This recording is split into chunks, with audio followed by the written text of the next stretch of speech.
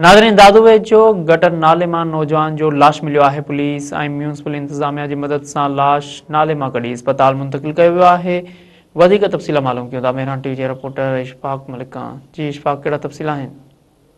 जी बिल्कुलु, मां तव्हांखे ॿुधाईंदो हलां त दादू बी सेक्शन थाणे जी हद मां हिकु नौजवान जो गटर नाले मां जेको आहे लाश हथ आयो आहे, जंहिंजो लाश जेको आहे सिविल अस्पताल दादू मुंतक़िल कयो वियो, जितां नौजवान जी जेका सुञाणप थी वई आहे उहा 23 सालनि जो मुजाहिद सोलंगी तौरु थी आहे, जेको दादू जे ग़रीबाबाद जो रवासी हो। वारसनि जो चवणु आहे त ही जेको आहे 31 दिसंबर ते घरों निकिरी गुम थी वियो हो।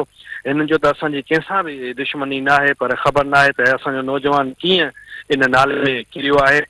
पुलिस जो चवणु आहे त वधीक जांच करे रहिया आहियूं। मां तव्हांखे ॿुधाईंदो हलां त दादू ज़िले जे अंदरि 700 खां वधीक अहिड़ा गटर नाला आहिनि जिन जा ढक न आहिनि, जंहिंजे करे दादू जा शहरी जेके आहिनि तमामु सख़्तु परेशान आहिनि।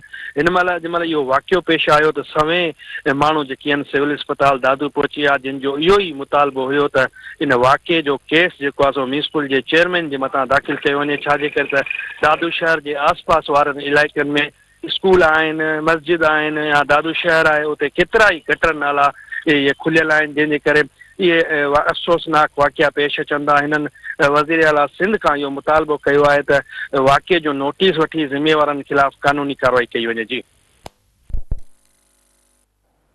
इशफाक, तव्हांजी महिरबानी।